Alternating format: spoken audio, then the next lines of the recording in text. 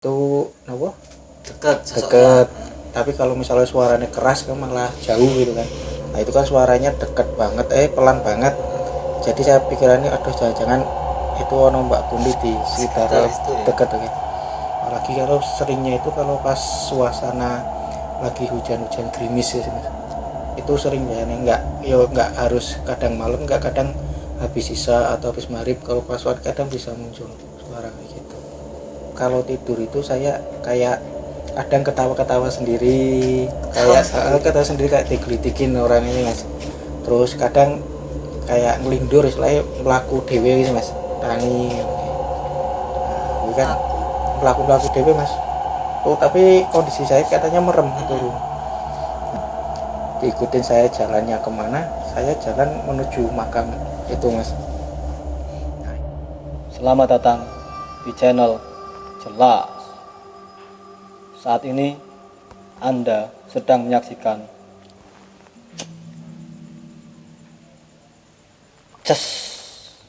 cerita seram.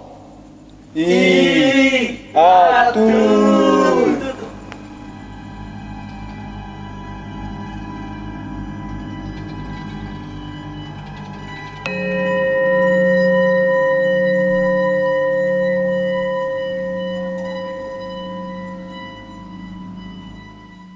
Dalam konten ini kami akan menyajikan cerita-cerita seram yang dialami langsung oleh narasumber yang sudah kami hadirkan di sini. Ingat, cerita ini adalah nyata, fakta, tanpa rekayasa. Di samping saya sudah hadir kru dari channel Jelas yang dari kecil itu sudah mengalami hal-hal mistis. Selamat malam Mas Sofyan Aji. Malam Mas. Gimana kabarnya? Sehat? Alhamdulillah sehat. Status masih jomblo kah? Alhamdulillah sih sekarang ya masih sama sih. Masih jomblo. Untuk Anda wanita yang berminat sama Mas Sofyan Aji, silakan bisa DM di deskripsi. Oke Mas Aji, ini mau cerita tentang apa ini? Ini cerita tentang pengalaman masa kecil saya berhubungan dengan hal-hal hal-hal mistis. Itu kejadiannya sih kebetulan di rumah sendiri sih. Di rumah sendiri itu. Rumahnya angker berarti Mas? Ya dibilang angker enggak sih, enggak terlalu, cuma emang letaknya itu emang rumahnya di samping-sampingnya itu masih kebun-kebun ya. Berarti itu rumah satu tok di situ ya? Iya sih. Oke. Setelah saya bunyikan gamelan ini, Mas Aji silahkan langsung bercerita ya. Oh iya.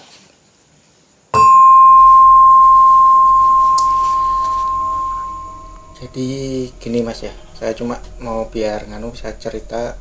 Kebetulan rumah saya itu ya sebenarnya masih di perkampungan sih Mas. Cuma letaknya emang kebetulan rumah saya itu ya nggak jauh-jauh banget, cuma di sekitarnya itu masih kebun-kebun biasa dan depannya itu masih sawah. Jadi sepi lah selain kalau malam itu ya itu kan juga jalan kosong, selain nggak jalan buntu, nggak ada jebulan. Ini ngomongnya agak campur bahasa Jawa nggak apa-apa Mas ya? Kita kan orang Jawa. Siap. Jadi waktu kecil itu mungkin saya masih kelas 3 atau 4 SD itu Mas ya.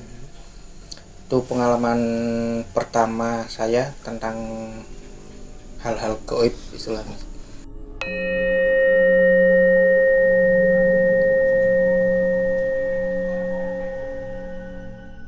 Jadi gini Mas ya, tuh pas kejadian itu kebetulan saya di rumah cuma berdua sama mas saya.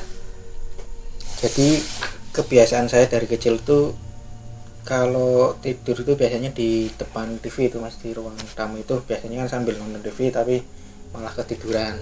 Nah mas saya di kamar. Nah waktu itu mungkin sekitar jam 11-an saya itu kayak terbangun dari tidurnya tapi masih samar-samar gitu Mas. Itu terbangunnya karena saya itu mendengar kayak suara mbak-mbak nangis Nah itu nangisnya itu sebenarnya suaranya ya nggak terlalu kenceng sih, suaranya itu kayak gitu. Cuma saya mikir, cuma karena saya masih kayak kepikiran itu, saya masih tidur, jadi ini paling mimpi ya itu mas.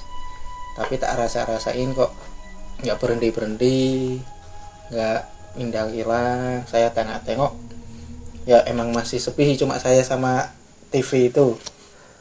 Akhirnya mungkin saya berpikir positif, itu mungkin suara acara di TV ya itu mas ya. TV-nya saya matikan mas, tapi kok suaranya tetap nggak hilang. Nah terus saya mulai mulai wedi, takut istilah. Di situ saya mulai celinguk istilah itu mas. Terus saya keinget kata-kata kayak orang-orang tua dahulu itu biasanya, nah kalau ada suara kayak saya mbak kundi mas, nah suarane dekat kan itu berarti enak, suarane pelan itu apa dekat. Tapi kalau misalnya suaranya keras kan malah jauh gitu kan. Nah itu kan suaranya dekat banget, pelan banget. Jadi saya pikirannya aduh jangan-jangan itu ono mbak kundi di sekitar dekat kan. Saya semakin takut, akhirnya saya pindah tidur mas. Saya pindah tidur di kamar mas saya. Cuma saya nggak cerita kalau saya dengar suara itu. Saya cuma istilahnya ngusel otak nang jajare masku. Tapi di sana tetap saya dengar, walaupun pindah di kamar tetap masih terdengar suara.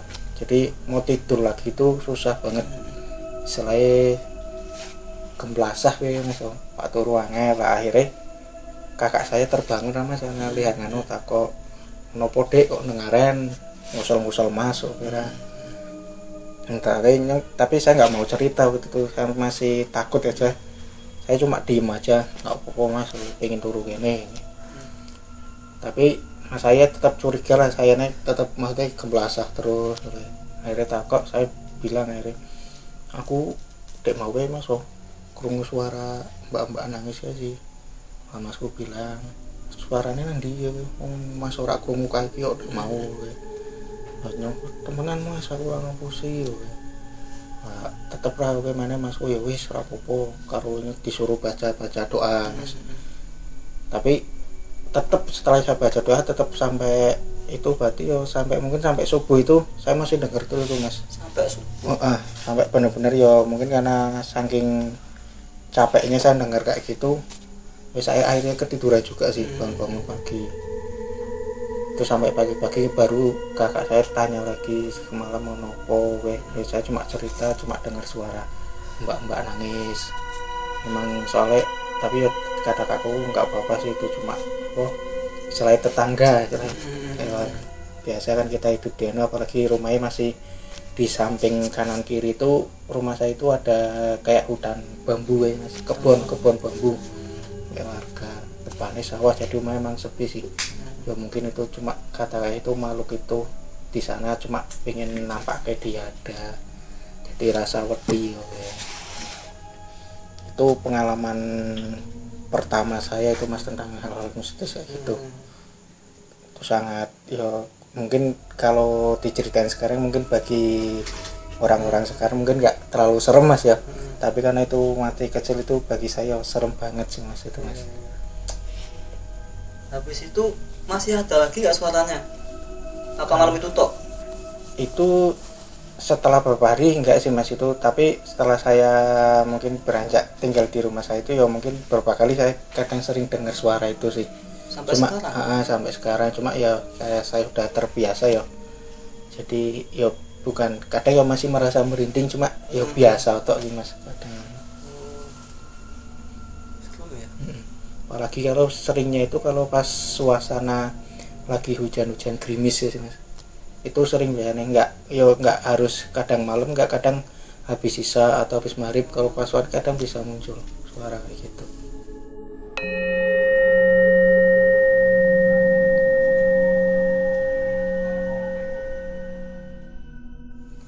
Ada lagi selain suara itu yang lainnya?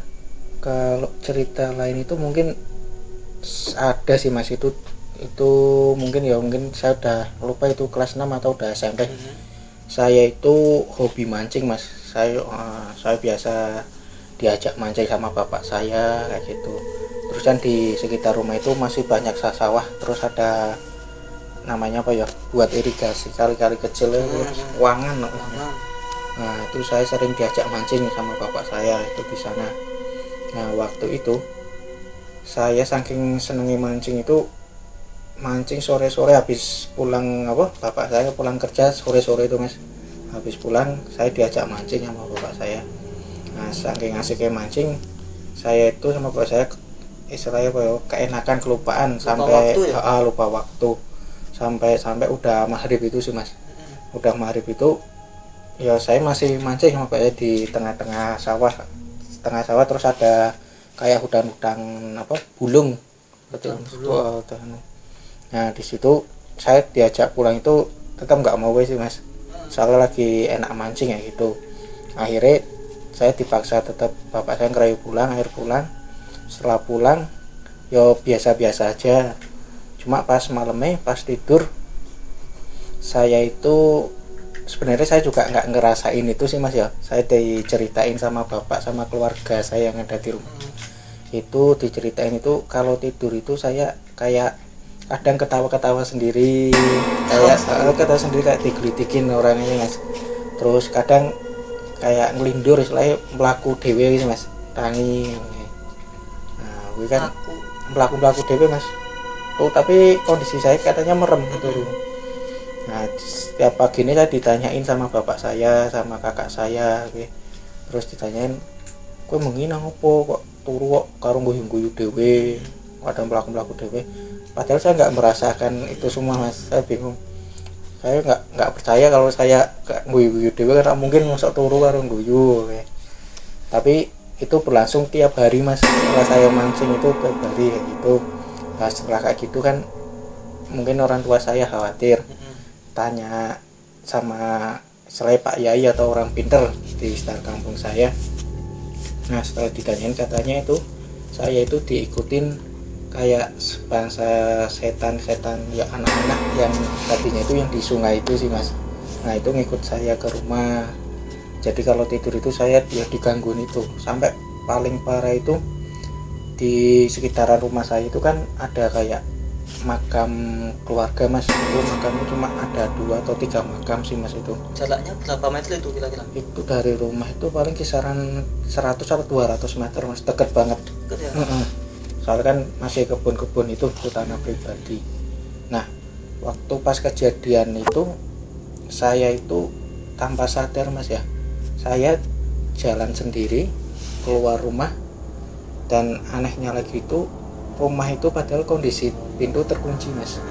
Nah kata bapak saya pas lihat saya bangun ngelindur gue mas, bapak saya itu ngikutin dari belakang. Nah saya itu anehnya saya bisa membuka pintu dengan mudah mas, padahal pintu itu masih terkunci. Nah saya buka pintu, saya keluar, kan bapak saya ngikutin dari belakang. Setelah bapak saya mau buka pintunya itu masih terkunci mas. Tapi tapi saya bisa keluar tanpa harus pakai kunci.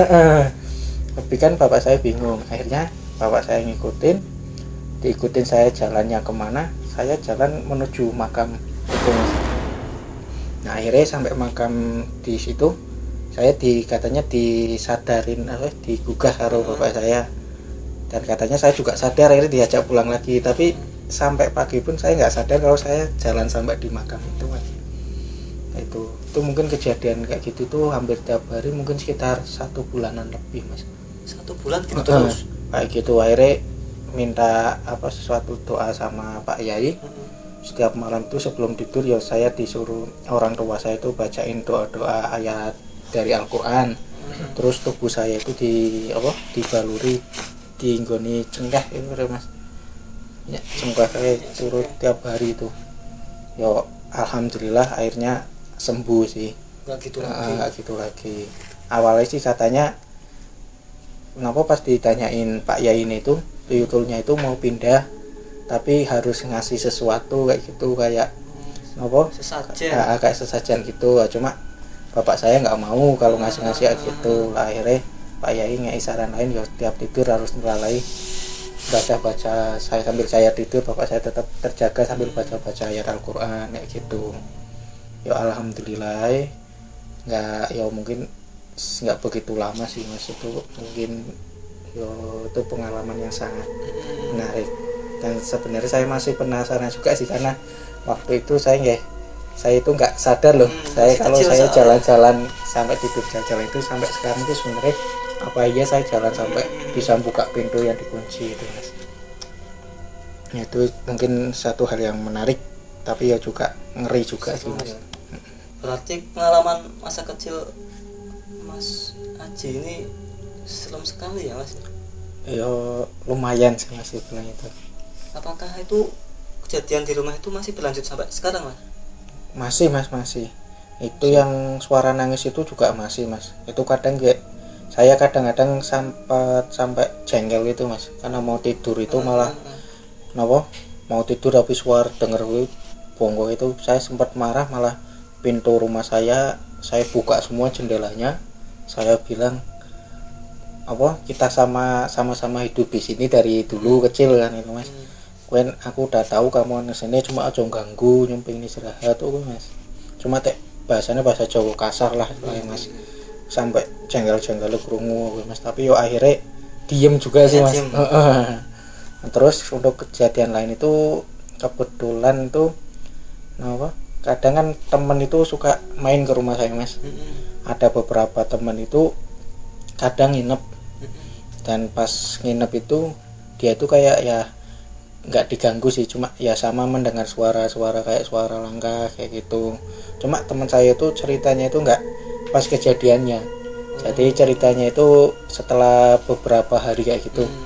Dia pas main lagi ke rumah saya tahu teman saya itu cerita gitu, itu pas ini kayak aku pas turun nang kayak kowe nang omah karo sapa kowe kok koyo rame kayak aku dhewean nang omah kowe kan. Dia cuma jawab kayak gitu kan. Saya curiga kok mau takok kowe katanya ono apa sih kowe. Ora, aku ini koyo krungu akeh wong mlaku-mlaku wis sih kowe. Mana ngomong ora apa-apa coy, tonggo lewat, aku bilangnya kowe tok Mas nggo penenangke. Terus ada lagi teman itu main, dan katanya dia lihat kayak apa sih, telur mas, tapi telur besar itu, dan telur itu warnanya emas katanya mas. Tapi seumur hidup sih saya tinggal di sana belum pernah lihat sih mas sendiri. Cuma teman saya itu cerita ya dia lihat itu sekelebetan selalu cepet kayak gitu mas. Jalan itu telurnya nggak diem? Jalan katanya sih. Itu juga saya nggak tahu itu telur apa sih mas. Jadi ya itu sih mas cerita sedikit dari teman-teman juga. Berarti yang diganggu itu bukan cuma saya, selain teman-teman yang main ke rumah juga ikut diganggu gitu. Kalau keluarga dulu selain Mas Haji ada yang diganggu juga nggak? Sebenarnya saya juga pernah diceritain sih mas, itu kan makam yang kebetulan makam yang keluarga itu salah satunya itu katanya sih mas ya, saya diceritain itu salah satunya itu pas meninggalnya itu karena ketabrak. Jadi kecelakaan. Jadi ya katanya kurang terus katanya sih juga anggota tubuhnya itu ada yang ada putus kayak itu mas. Hilang enggak sih, katanya cuma bilang itu kayak putus tapi terus pas suatu saat saya diceritain itu katanya itu kan berarti ibu sambung saya. Nah itu dia cerita pas malam-malam itu dia cerita kalau kan di sekitar makam itu ada kayak kebun bambu itu mas. Nah di situ dia lihat kayak ada tangan terbang mas, tangan aja selengan segini. Nah itu pas awal cerita itu saya kalau malam sih nggak berani mas, sampai saya nggak mau berangkat ngaji mas, karena takut mas. Soalnya kan pulangnya saya paling rumah pojok sendiri, jadi kalau pulang sendiri pulang ngaji itu. Tapi ya alhamdulillah saya belum pernah melihat secara langsung sosok-sosok yang ada di sekitar rumah saya itu. Cuma ya kalau didengerin suara-suara kayak itu ya sering mas, sering banget sih. Terus satu lagi itu kan kebetulan karena bapak saya juga suka nanam pohon itu mas ya. Di rumah itu dia nanam kayak pohon bunga-bunga, ada bunga kandil itu kan, jadi suasana agak serem itu mas. mistis ya. mistis itu. Kalau sampai sekarang itu kejadian ya mungkin belum lama-lama ini sih mas. Saya itu kan biasa kalau malam pas cari-cari angin itu mas juga nyegok nang ngarepan itu kadangnya melihat kayak istilahnya nak wong Jawa kuwi ngomong kuwi jenenge apa banaspati kayak mas. Emang sosok kayak bundelan kayak api ya mas. Mudun dek dhuwur turunnya pas di pohon itu. Cuma pas saya dekati yo nggak ada apa-apanya sih. Tenang mas ya mas. Tekus saya apa yo? Tekus paling saya. Lanjut. Mana. Jadi apa? Saya cek. Jemuran pakaian we. Tekus saya. Bisa lanjut lagi. Mana lanjut. Monggo mas. Yes. Kira tak panas tak buka lagi mas. Monggo.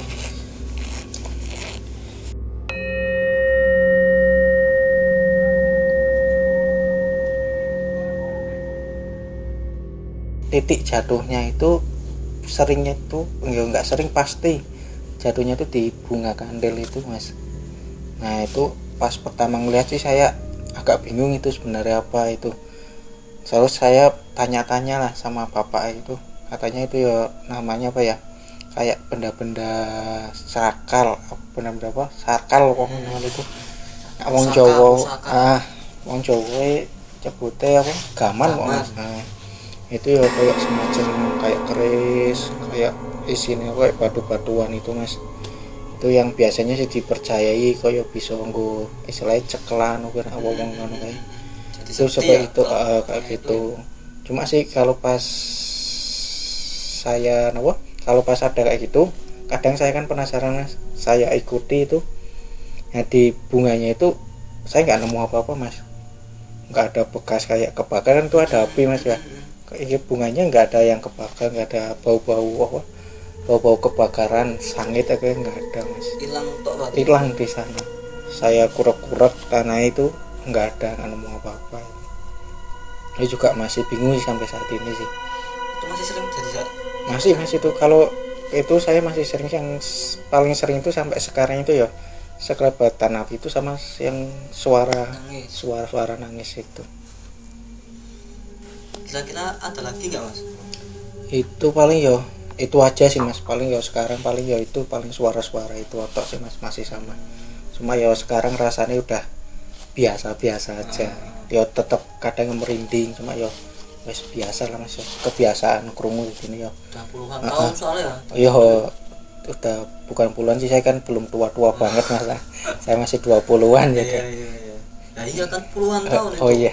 Kayak gitu. Tapi kan kalau puluhan tahun itu seolah-olah udah 50 ke atas ya mas, saya kan ya mas. Saya masih muda. Berarti udah lama. Udah lama itu. Pengalaman bisnisnya itu. Tapi betah ya jenengannya. Iya. Itu berarti ya kalau dibilang betah itu ya gimana mas ya, emang punya tempat tinggalnya cuma di situ mas. Kalau saya nggak ndablek ya saya mau tinggal di mana mas. Mas. Berarti kekuatan the power of kepepet. Yang penting kan kita itu saling menghargai lah mas. Kita tahu di sekitar sana ada makhluk lain sing urip nang mas ya, jadi saling menghormati, ora saling mengganggu. Udah ini berarti mas ceritanya. Udah sih mas, cukup itu mas. Terima kasih. Saya bunyikan ya ini. Oke.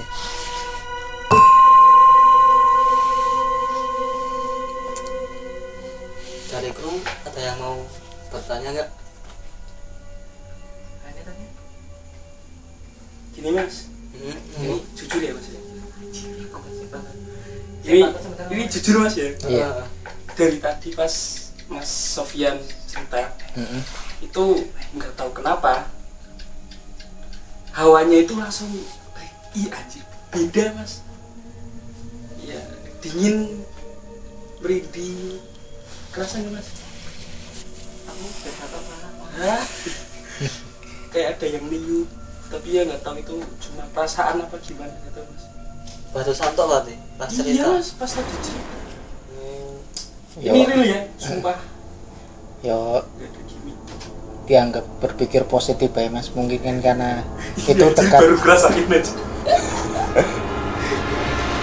Terbawa ke bawah suasana. sini, Bu. Ayo Tapi enggak. kan Suasana. mas kalau di logika mas angin kan ora menggumpal nyebar lagi kita tertuju nih ini ngejar lagi langsung set neng gitu boleh. Ya kita berpikir positif ya mas. Kalau kita berpikir positif kan biasanya yo hawane mana ketarik gitu mas. Ya mungkin karena kene neng gue jaket kabeh mas yang kebuka kene udah. Tapi emang Masuk aku akal, masuk akal.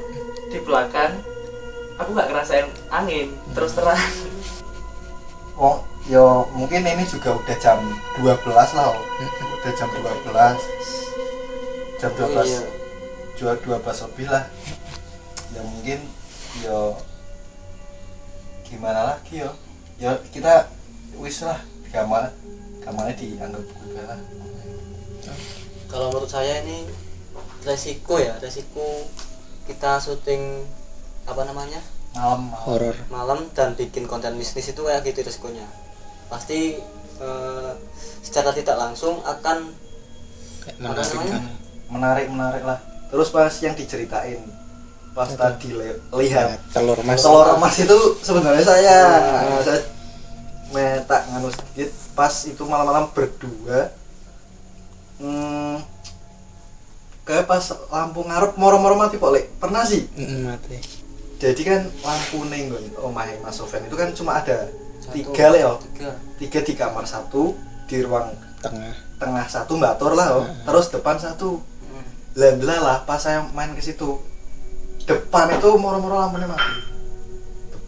Lampu depan itu moro-moro mati tep. Terus aku di kon main dekra sik selek. Kaya jare ana apa Lek sing lewat-lewatan ki sik. Iya. Nah, ini cah cilik do. Ben do lewatan sik lah. Nah, terus di waktu itu kalau ndak salah lewe aku weruh telur emas gedene se kursi sekajon kuwi posisine orang nglinding ora anteng tapi koyo geraknya sih gerak nganu Cepet. emas padang sih Bersinar. nggak bisa lah aku yo mangle waduh ora nganu wis tak ngomong pertama nih ngomong langsung lah Lek. Enggak, itu kan pas mati kayak cuma pas kau bercerita itu pas sudah Pak balik gitu. Pak Bali Baru aku baru cerita. ngomong. Itu sebenarnya juga saya nggak pernah lihat benda-benda itu sih. Oh ya terus masih dari saya belum pernah. Ya sampai sekarang sih yo mungkin saya masih menganggapnya mungkin cuma pikirannya dia mungkin wis rotok keweden sih mas ono kejadian kuwi jadi mungkin mana berpikir lumayan lah. ada lagi apa cukup Cukup ya mas. Udah terlalu malam juga. Oke, cukup ya. Terima kasih Mas Oke. Sofian Aji sudah mau berbagi kisah misterinya Oke, yang seremnya sama sama-sama. kami. Dan untuk penonton yang merasa memiliki cerita seram dan ingin dibagikan kepada kami, silahkan bisa hubungi kami di Instagram di bawah ini. Jangan lupa untuk subscribe, like, komen, dan share sebanyak-banyaknya agar kami bersemangat dalam membuat konten. Itu adalah sebuah dukungan bagi kami. Terima kasih. Sampai jumpa di episode selanjutnya dalam acara Cerita Seram. Ih,